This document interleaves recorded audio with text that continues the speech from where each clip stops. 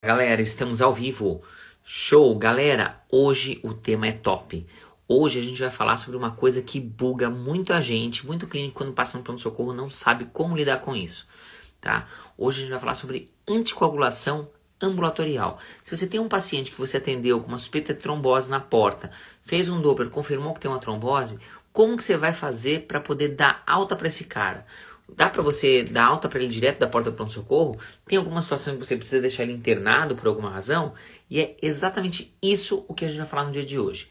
Se você está na dúvida, você não sabe quem que é esse cara que é barbudo na sua frente, meu nome é Afonso, eu sou cirurgião vascular e endovascular e eu sou o cara que está aqui para resolver o teu problema do paciente mais complexo que você vai lidar. Seja no paciente no ambulatório, seja no pronto-socorro, seja em qualquer lugar. Tá? Que é o paciente vasculopata.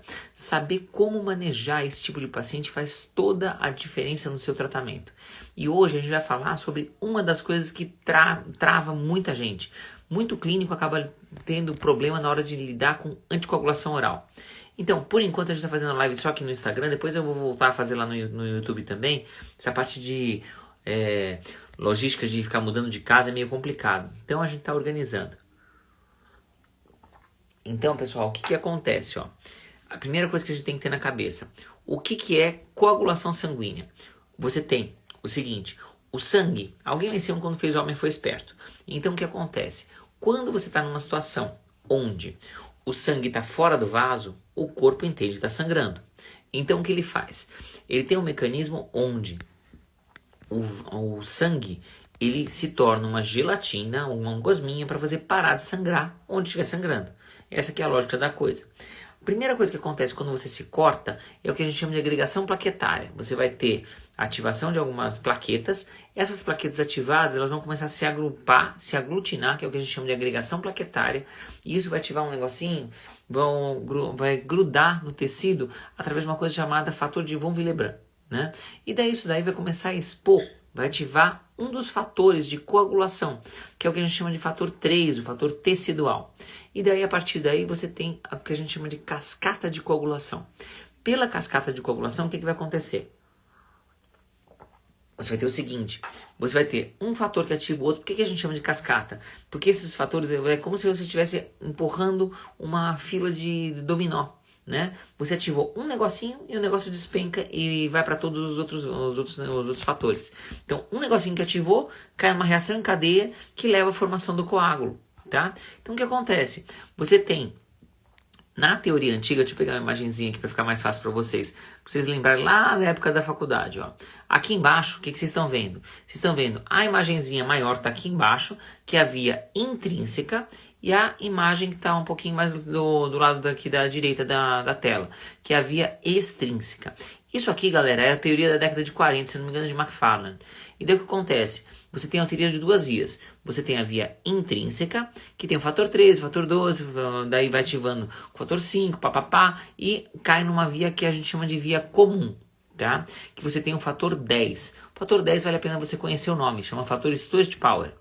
Ele, quando está ativado, 10A, né, ativado, ele vai ativar um outro fator que vale a pena você conhecer o nome, que é o fator 2. O fator 2 é o fibrinogênio.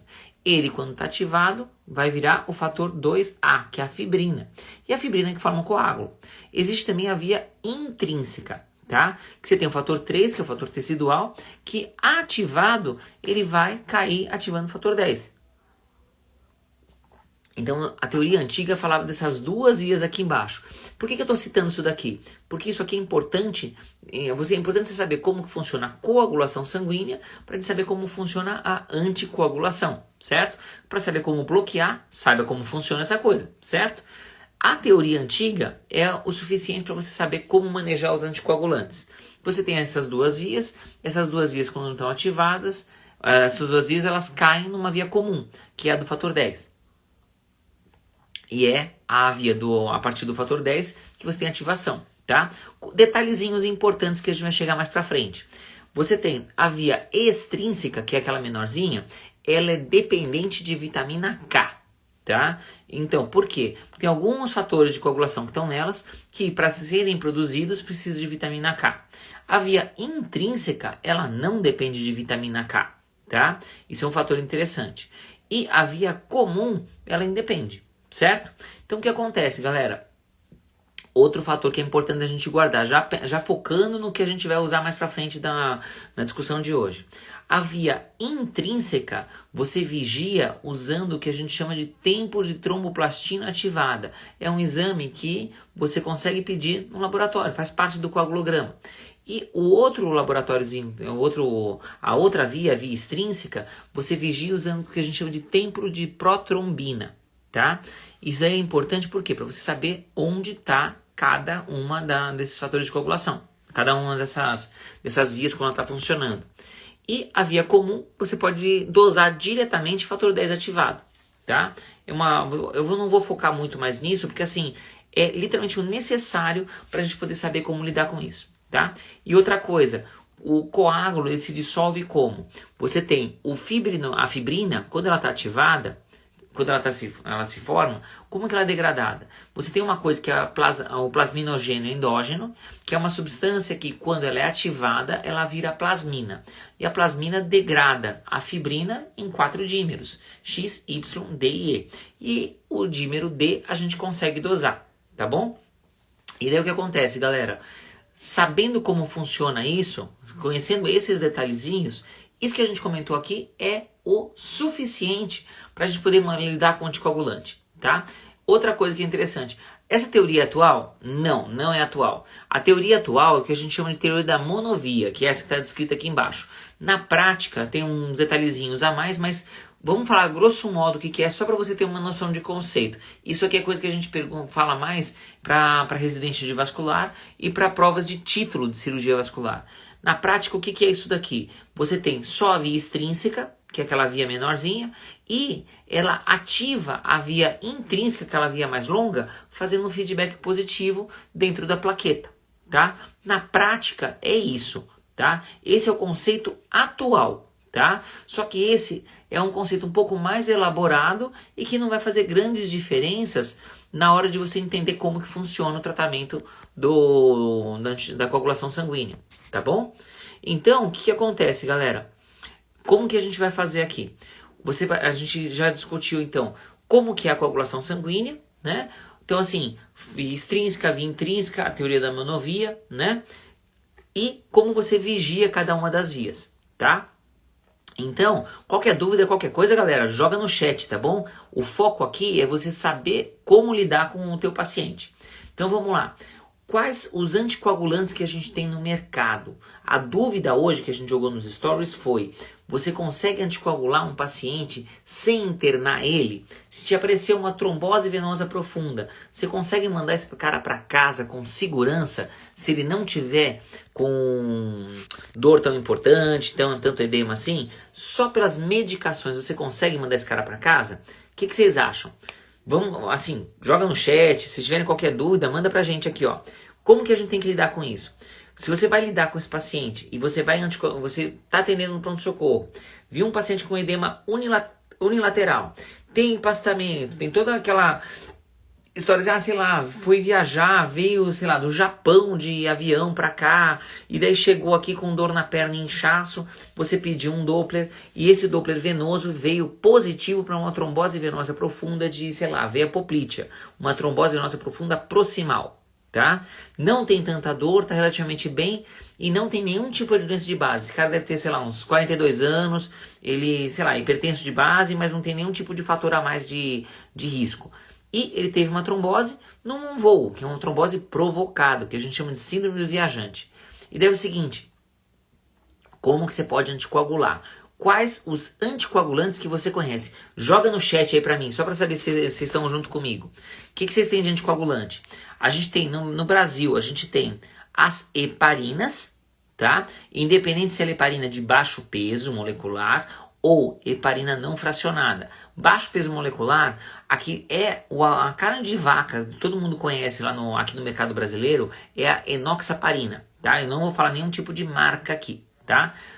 Além, tem outras também além dessa. Tem a dalteparina, que é muito mais comum de você ver fora do Brasil. Tem a fraxiparina, tem uma série de heparinas de baixo peso.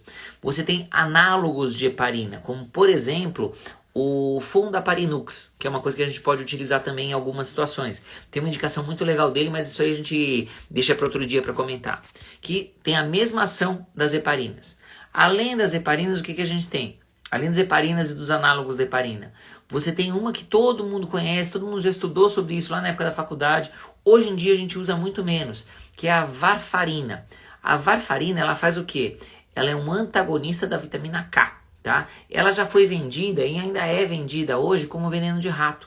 Só que daí o que acontece? Numa dose completamente diferente, para um animal muito menor, tá? E daí o que acontece? Ela não deixa coagular o sangue. O rato, quando toma aquele ri do rato, que é vendido lá nas lojas de ferramenta de coisa assim, o que ele faz? Ele morre sangrando, tá? Por isso tem que ter muito cuidado com isso. E que mais? Outra coisa que a gente tem, que começou a surgir aqui no Brasil a partir de 2011, são os anticoagulantes diretos do fator 10, que tem 4 aqui no mercado brasileiro. Tem a rivaroxabana, que é o mais conhecido, eu não vou falar marcas aqui. Você tem o dabigatrana, você tem o edoxabana e você tem o apixabana. Tem algumas diferenças entre eles, tá? E a gente vai falar um pouquinho sobre essas diferenças aqui também. Tá? Se vocês tiverem qualquer dúvida, qualquer coisa, joga no chat, tá, galera? A ideia é a gente pegar e entender o que está acontecendo, tá? Então, o que acontece? Onde agem essas coisas, tá? Primeira coisa que você tem que saber, a gente está falando da TVP, né? Vamos pensar um paciente que tem uma trombose, esse cara que tem essa trombose, essa síndrome do viajante, né? E daí vamos supor que esse cara não tem tanta dor. Você internaria esse paciente? Quando você interna ele?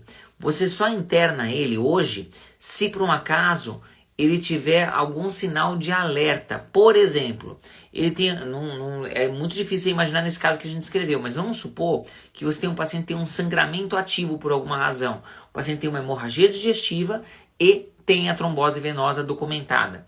Esse cara tem uma contraindicação do anticoagulante e ele tem necessidade, você precisa prevenir a embolia pulmonar. Então, nesse caso, ele tem indicação da internação, não só pela internação, pela anticoagulação, mas porque ele precisa tratar para evitar a embolia pulmonar. Então, nesse caso, a internação dele é para quê? Para você colocar o que a gente chama de filtro de veia cava. Você coloca como se fosse um coadorzinho de café na cava inferior, não para evitar que piore essa trombose dele, mas que se no evento de se desprender esse coágulo, ele sobe e ele vai parar nesse coadorzinho de café, nesse filtro, e não vai chegar no pulmão. Você vai salvar a vida dele evitando uma embolia pulmonar. Não necessariamente evitando o que a gente chama de trombose secundária. Tem o coágulozinho parado, daí você vai ter a estase sanguínea para baixo e essa estase sanguínea que forma o coágulo, certo? Então o que acontece, galera? Se você deixar essa estase sanguínea formar mais coágulo, só vai progredir a lesão, perde mais circulação colateral e esse cara vai ter uma destruição muito maior de válvulas, que é o que a gente chama de síndrome pós-trombótica. E é por essa razão que a gente anticoagula o paciente que tem trombose venosa profunda, para deixar o próprio corpo dissolver o coágulo e evitar que esse coágulo aumente de tamanho. Essa que é a lógica do tratamento da coagulação da anticoagulação no paciente que tem uma trombose venosa profunda. Daí o que acontece? Se você tiver uma contraindicação à anticoagulação, é uma boa indicação de você manter esse cara internado. Tá? Segundo, tem uma dor muito grande. Nesse caso, você pode usar um anticoagulante que ele tem um efeito anti-inflamatório muito interessante também, que são as heparinas. Tá? Então, você começar com heparina no começo, que acaba tendo que usar, por exemplo, ou subcutâneo ou endovenosa em bomba, né? Aí você acaba tendo que fazer, é um jeito de você anticoagular esse cara. Tá? E daí o que acontece? Para isso, você vai acabar tendo que ter esse cara internado, porque a anticoagulação com, por exemplo, enoxaparina é um brinquedo caro, tá? Para vocês terem uma ideia, a enoxaparina ela custa mais ou menos R$1 por miligrama, tá? E em média a gente usa 1 miligrama por quilo de 12 em 12. Se o cara pesa 80 quilos, dá 160 conto por dia, para vocês terem uma ideia, tá? Então o que acontece? Vamos lá. O que mais? Se você tiver uma trombose venosa profunda tão extensa que ela fecha a microcirculação, tá? O que vai acontecer? O sistema arterial desse paciente vai bater em fundo cego. E esse bater em fundo cego pode levar à isquemia arterial. Então, o que é que leva à isquemia, a doença arterial secundária a um evento trombótico? Isso daí é um quadro dos mais graves de trombose venosa profunda que a gente pode ter, que é o que a gente chama de fleugmásia. Fleugmásia é o cara que vem com uma oclusão arterial aguda, secundária ao quadro trombótico. O cara tem pulso no pé, chega o sangue no pé, mas ele tem isquemia porque a artéria bate em fundo cego, o sangue não chega na microcirculação. Então esse cara precisa tratar para tirar o trombo. É uma indicação cirúrgica da trombose. É uma indicação de trombectomia venosa, tá? Então nessa situação é que a gente acaba tendo que lidar com isso, tá? São essas as principais indicações de internação hoje. Por quê? Porque a gente consegue anticoagular o paciente sem necessariamente ele estar internado. E por isso que é tão legal essa sacada de hoje. Porque é uma coisa que não é todo mundo que domina esse tema, tá? Então vamos lá. Voltando aqui para a vaca morta. Vamos voltar para nossa boa e velha imagenzinha dos fatores de coagulação da teoria clássica. Onde agem os anticoagulantes? Vamos lá. As heparinas, elas agem na via intrínseca, tá? E elas agem na via comum, tá? Qual que é a diferença entre a heparina não fracionada e a heparina de baixo peso molecular? Ah, uma tem baixo peso molecular. Óbvio, tá? Mas tem um detalhe que é legal, que é o seguinte. A heparina não fracionada, ela tem um detalhe que é o seguinte. Ela tem um reversor que você consegue cortar totalmente o efeito. Então o que acontece? Se a gente usar o sulfato de protamina, você consegue titular a ponto de cortar o efeito na hora, de uma forma que você tem um tratamento de anticoagulação totalmente na sua mão. Isso é uma grande vantagem e são poucos os anticoagulantes que realmente têm antídoto, tá? Pelo menos disponível no Brasil fácil. A heparina está no mercado desde a década de 40. Então aqui no Brasil já tem a protamina já há muito tempo e não é uma coisa cara, tá? Daí o que acontece? A heparina de baixo peso molecular, ela também pode ser revertida pela protamina, mas não tem uma correlação tão boa assim, tá? A heparina de baixo peso molecular, ela tem uma grande vantagem. Como você titula para ter uma molécula mais estável, você tem uma meia-vida um pouco mais longa, tá? E o que acontece? Você consegue pegar e você consegue dar medicação e sabe o efeito que ela tem. É diferente da heparina não fracionada, que você tem que ficar controlando. Então o que acontece? Na prática o que acontece? A heparina de baixo peso molecular, ela tem uma afinidade muito maior pelo fator 10, que é lá da via comum, em relação à via intrínseca. Então o que acontece? Ela não necessariamente muda o TTPA que a gente estava falando. Então, heparina de baixo peso, ela não altera o TTPA, não altera o tempo de protrombina, não altera o INR, que é o índice normativo de reatividade, não altera o TTPA, tá?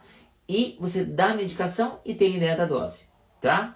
Detalhe, a heparina não fracionada, o que acontece? Você tem muita interação, varia muito de pessoa para pessoa. Então o que você faz? Dá a dose e você vai ficar tateando, vendo o TTPA. Então você vai calcular, você vai dosar o TTPA a cada 6 horas. Porque a meia-vida da heparina é muito curta. A heparina de baixo peso molecular, a heparina não fracionada, tem uma meia-vida de 4 horas. Só 4 horas. Enquanto a heparina não fracionada, a de baixo peso molecular, ela tem uma meia-vida de 12 horas, a inoxaparina, tá? Então o que acontece? Você tem esses detalhes. E a heparina de baixo peso molecular, ela também está contraindicada quando você tem um clearance de creatinina abaixo de 30%, tá? Que mais que a gente tem que levar em consideração para a gente poder entender? Você tem também a varfarina. A varfarina, ela é um antagonista competitivo da vitamina K1. E ela age, a vitamina K ela é importante na produção dos fatores de coagulação da via extrínseca. Então, o que acontece? Se ela vai agir só na via extrínseca, que é a dali do lado, o que vai acontecer? Ela vai diminuir a ação da via extrínseca. Ela vai aumentar o tempo de protrombina. Então ela vai aumentar a relação que tem do tempo de protrombina normal com o do paciente, que aumenta o índice normativo de reatividade, que é o INR ou RNI, tá? Então o que acontece? Nessa situação, ele vai agir só na via extrínseca, tá?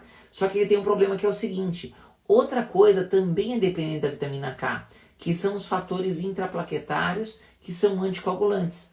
Então, a varfarina tem um problema que é o seguinte, ela tem um efeito inicial pró-coagulante, porque ela corta a coisa que evita a coagulação, e depois, num segundo tempo, que ela vai ter esse efeito anticoagulante.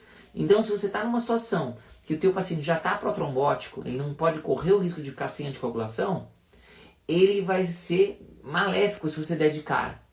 Então, esse daí é um que, se você tiver, por exemplo, uma TVP, se você tiver um trombo em algum lugar que você quer tentar proteger de alguma forma, você não pode pensar em usar ele direto. Você é obrigado a usar o que a gente chama de anticoagulante em ponte. Você precisa usar um outro anticoagulante para proteger esse cara, enquanto a varfarina não tem ação. E a varfarina, ela começa a agir em torno de 3 a 5 dias, tá? Que é a meia-vida dela, tá? Então, tem esse problema, tá bom? Que mais que a gente tem? Você tem os anticoagulantes novos. Dos anticoagulantes diretos da via comum, você tem 2 tipos. Você tem um que é antagonista do fator 2 ativado, que é o dapigatrana, e você tem 3 aqui no Brasil que são antagonistas do fator 10. E todos eles têm X no nome, então fica fácil de guardar. O dabigatrana é do fator 2, todos os outros têm X no nome, que é a rivaroxabana, X, rivaroxabana, tá? Você tem o apixabana e você tem o edoxabana. Todos eles agem no fator 10 ativado, tá? Então o que acontece? O raciocínio é, os DOACs, os anticoagulantes diretos do fator 10, o raciocínio é igualzinho você tá usando uma heparina não fracionada via oral, tá? Então ela tem efeito direto, tem uma meia-vida curta, tá? Por exemplo, a rivaroxabana, se você for parar com ele, você pode fazer uma raquianestesia, fazer uma anestesia mais elaborada 3 dias depois. Via de regra, os DOACs são assim, tá? Então o que acontece? A heparina de baixo peso é uma meia-vida de 12 horas e se estiver na dose plena, 24 horas. Tá? Então o que acontece? Muda algumas coisinhas em relação à clearance de creatinina. Por exemplo, os DOACs, via de regra, com clearance abaixo de 30, ele já tem restrição. Aí a gente tem algumas diferenças. A rivaroxabana tem contraindicação com clearance abaixo de 30. O apixabana de bula tem contraindicação com clearance abaixo de 15, mas tem uma recomendação da Cadigo que você pode até dar no paciente que é dialítico sem correção de dose. Isso, se eu não me engano, é de 2018 ou de 2021, tá? Essa recomendação, tá? Se vocês quiserem, eu mando para vocês. Que mais? O edoxabana tem correção de dose para clearance abaixo de 50 e é contraindicado para clearance abaixo de 30. Tá? E ele tem correção de dose também para peso abaixo de 60 quilos. Tá? Então são coisas que... E o dabigatrana também tem correção de dose para clearance abaixo de 50 e é contraindicado com clearance abaixo de 30. Tá? Criança a gente pode também anticoagular. Às vezes tem indicação de anticoagulação. Você tem consenso para você poder utilizar a heparina não fracionada, a heparina de baixo peso molecular. Você pode usar também a varfarina, só que é difícil de controlar a varfarina na criança, porque tem que ficar dosando direto, e o INR, né? E os DOACs, você tem consenso para você utilizar o dabigatrana, tem dose para isso, e a rivaroxabana. Só que o problema é que precisa de solução oral. A solução oral não é vendida no Brasil ainda, tá? Tanto é que eu já pedi para várias empresas que trabalham já com esses análogos aí da rivaroxabana para ver se consegue fazer a solução oral, mas nenhuma delas trouxe essa apresentação ainda para cá, tá? É uma falha que a gente tem aqui, às vezes a gente coagula criança, tá? Então como é que a gente faz? Se você for anticoagular uma pessoa ambulatorial e você vai fazer por forma profilática, vamos supor que você está atendendo no posto de saúde e o teu paciente tem uma fibrilação atrial. Esse cara, ele pode se dar o luxo de ficar procoagulante por um período muito curto. Então esse cara, se você quiser usar uma varfarina, até dá, tá? Só que daí o que acontece? Você começa e você vai ter que tatear o INR desse paciente depois de um tempinho. Você começa e logo na semana seguinte você vai pedir para ele voltar com você com um INR colhido. Se você tiver que ver de uma forma direta, se o paciente tiver baixo risco de sangramento, é possível, internado, você usar nos primeiros 3 dias até 25 miligramas de varfarina, tá? Aí que vem aquelas coisas que vocês devem ter ouvido falar na época do internato. Faz 2-2-1, faz 3-2-1, faz 3 em 1, alguma coisa assim, tá? Por quê? Para você pegar e ter essa dose ótima, tá? Chegar em 25 miligramas nos primeiros 3 dias faz com que você chegue na dose alvo mais rápido. É uma coisa que a gente tem de conceito hoje, tá? Então o que acontece, pessoal? Quando você está nessa situação, você pode levar em consideração isso daí. Só que, se o teu paciente minimamente tiver um risco maior de sangramento, for mais idoso, tiver alguma comorbidade maior, aí é mais seguro você não lançar mão dessas doses mais altas. Porque senão esse paciente pode explodir o INR. Leve em consideração, para vocês terem uma ideia, que a varfarina tem muita interação medicamentosa. Para vocês terem uma ideia, ele é absorvido na região do ilho terminal. Várias medicações agem no ilho terminal, várias doenças agem no ilho terminal. Doença de Crohn, se o cara fez uma colectomia que tirou um pedacinho do ilho terminal. Tem vários tipos de processos inflamatórios, de verticulite de Meckel, tá? Tem várias coisas. Que mais? Ele vai no sangue carregado a albumina. Quantas medicações vão no sangue carregado a albumina? Uma porrada, tá? Uma que a gente usa muito no paciente que tem, por exemplo, arritmia, é a amiodarona. Então, se o cara está usando amiodarona, que você vai usar, por exemplo, uma fibrilação atrial que tem que anticoagular, a dose que esse paciente vai precisar de varfarina é muito mais baixa do que outra pessoa, tá? Que mais? Ele é degradado pelo citocromo P450. Então, se o teu paciente usa antirretroviral, se ele usa alguns antibióticos, principalmente esquema RIP, essas coisas, ele vai ter uma diminuição muito grande da ação da vitamina K. Então você vai ter que ajustar mais de perto a dose. Às vezes você não está protegendo esse cara, tá? E ele é de excreção renal e hepática, tá? Então o que acontece? Nesses pacientes você tem que ficar muito de olho. Você vai começar a anticoagulação, vai começar com uma dose às vezes mais alta, você precisa ver, no primeiro, como a meia-vida é mais longa, no primeiro, segundo dia você não vai ficar dosando anticoagulante. Você vai dosar o tempo de protrombina a partir do terceiro dia. E a partir daí, no cara que está internado, você dosa diário até chegar no alvo. Porque é como se você estivesse dando combustível para o aviãozinho. E você vai chegar no INR alvo, que é entre 2 e 3, que é a via de regra comum. Se você tiver uma situação em que você tem um paciente que ou ele tem uma válvula miocárdica que é metálica, ou ele tem uma situação que é, por exemplo, a síndrome de anticorpo antifosfolípide, que é triplo positivo. Triplo positivo é beta-2 glicoproteína positiva, anticoagulante lúpico positivo e cardiolipina positiva. Esse cara, ele vai precisar de varfarina, tá? E precisa de varfarina com INR entre 3 e 4, tá? Esse cara usa DOAC, não tem nem como. São as principais indicações hoje da varfarina, tá? Que mais? Você vai usar a cada 2 dias e você dá alta para esse cara com INR no alvo em 2 exames consecutivos para ter certeza que não está indo além da conta. Quando está no alvo, ambulatorialmente você pode pedir para esse paciente dosar o INR mensalmente, tá? Até, se eu não me engano, 12 semanas é seguro no paciente que está estável, tá? E que mais tem de interação? É um antagonista competitivo da vitamina K. Então o que acontece?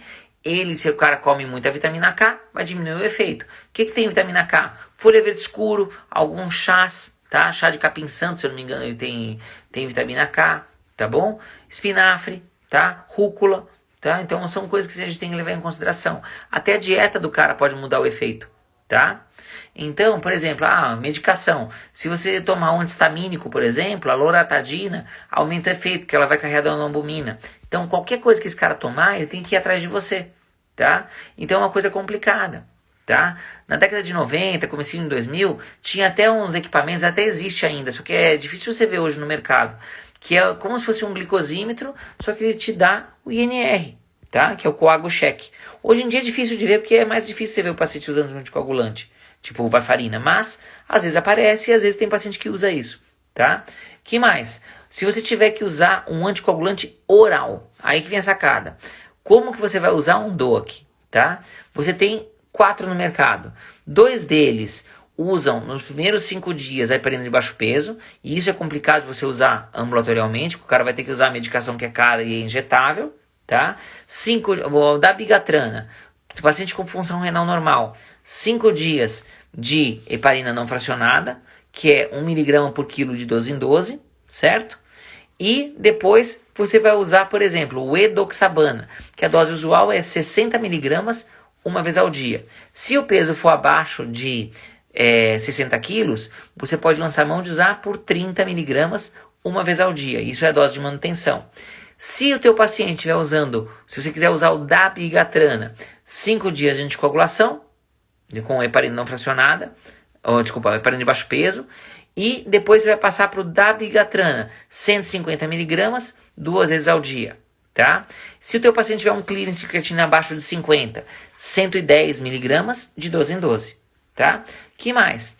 Se o teu paciente for usar a rivaroxabana, que é o mais comum da gente usar, mais simples de usar, e hoje em dia, agora que caiu a patente, é um dos mais baratos. O que você vai fazer? Você vai dar a rivaroxabana, você vai dar 15 miligramas 2 vezes ao dia com o estômago cheio, porque a absorção é gástrica. Passou essas 3 semanas, você vai aumentar um pouquinho a dose do comprimido para 20 miligramas e usa só uma vez ao dia. E essa é a dose de manutenção, também com o estômago cheio. Se o teu paciente tiver o clearance abaixo de 30, você não dá, tá? Isso aí é contraindicado por bula. Que mais? Se você tiver uma situação em que você quer usar o apixabana, teu paciente tem uma função renal alterada, ou então você tem algum receio maior por causa de idade, no paciente idoso o apixabana tem uma taxa de sangramento menor, tá? Você pode lançar mão do apixabana. Como é que você usa? 10 miligramas de 12 em 12, tá? Que são 2 comprimidos de 5 de 12 em 12 por uma semana, e depois você vai lançar mão de usar a dose de manutenção, que é 5 miligramas de 12 em 12 horas, e essa é a dose de manutenção, tá bom? Lembra que os DOACs você não pode usar no paciente que tem SAF e não pode usar no paciente que tem clearance creatinina muito baixo, tá? Tirando o apixabana, tá? E daí o que acontece? E no paciente que tem válvula metálica também, por enquanto que tem de estudo, fala contra, tá? E a anticoagulação internado, você vai usar a heparina de baixo peso molecular, 1 mg por quilo de 12 em 12. Tem de bula a possibilidade de você usar metade da dose no paciente que tem função renal diminuída, tá? Mas, via de regra, contraindica, tá bom? Então, nessa situação, você vai utilizar a heparina não fracionada, que essa sim você consegue usar, mas você vai ter que tatear a dose. E você vai ter o negócio na sua mão. Então, por exemplo, chegou uma oclusão arterial aguda, que você vai ter que operar esse cara na hora. Chegou um infartado, o que você vai fazer? Você vai usar a heparina não fracionada. Só que a heparina não fracionada ela é chatinha de usar. Por quê? Porque ela é endovenosa em bomba de infusão, tá? Então como é que você usa ela? Você vai usar 1 ml de heparina não fracionada, ela tem 5.000 unidades, tá? O frasquinho tem 5 unidades. Desculpa, tem 5 ml. Então, 5 ml você vai ter 25.000 unidades. O que você vai fazer? A dose de ataque, você vai fazer um bolos de heparina pura, que vai ser de 80 unidades por quilo. Pensando num cara de 70 quilos, 7 vezes 8, 56, 5.600 unidades. 1,1 ml de heparina na veia, tá? E depois você vai colocar uma bomba de infusão, você vai deixar na dose de 18 unidades quilo-hora. Tá? Então vamos lá, como é que você vai calcular isso? Como que você vai montar isso? Você viu, tem que indicar, chegou uma oclusão arterial aguda, você tem que fazer, fodeu. O que você vai fazer? Você vai fazer o bolo de heparina, 80 vezes o peso do maluco e faz em bolos. Pronto, e como é que eu vou colocar na bomba de infusão? Vamos facilitar a coisa para você. O frasquinho tem 25.000 unidades. Se você diluir ele em soro glicosado, ele cristaliza. Então você tem que colocar em soro fisiológico. E se você pegar um soro de 250, tirar 5 ml desse soro e jogar 5 ml de heparina, você tem uma solução de 250 ml por 25.000 unidades de heparina não fracionada, que então dá 1 para 100. Então o que você vai fazer? Vamos lá, 18 unidades quilo-hora, certo? Teu paciente tem 70 quilos. Você fez o bolos de 1,1 ml, vai ser 18 vezes 70, dá 1.260, tá? 1.260 unidades, você tem uma solução que é 1.250 unidades por hora, certo? Então o que você vai fazer? Divide isso por 100, já que são 100 unidades de hora, para transformar em ml. Então você vai ter o quê? Vai ter 12,6 ml hora. E daí você vai fazer o quê? Você vai dosar um TTPA desse cara 6 horas depois. E você vai se basear num negócio que a gente chama de nomograma de Haskell, que é esse negócio aqui embaixo. Daí você vai ver o seguinte, para cada situação que você vai ver do TTPA, você vai ajustar a dose, tá? Então o que você faz? Você vai mudar um pouquinho a dose de acordo com o TTPA. O TTPA está no alvo, o que você vai fazer? Não muda a dose e você vai repetir o TTPA no dia seguinte. É assim que a gente anticoagula o paciente com heparina não fracionada, tá? Momento print de tela, isso aqui é uma coisa legal para você ver, tá bom? E com isso você sabe como anticoagular o teu paciente, seja internado, seja ambulatorial, tá? Beleza, galera? Essa live aqui, ela foi um pouquinho mais detalhadinha, um pouquinho mais chatinha, mas é uma coisa interessante de você saber como manejar o teu paciente, tá? Sabendo esses detalhes, sabendo como manejar, você vai resolver o problema do teu paciente, você vai conseguir dominar o teu plantão, você vai saber olhar de forma estratégica para resolver o teu problema do teu paciente. Beleza? Qualquer dúvida, choro, lamentação, me manda mensagem pelo Instagram. Falou, galera, até mais!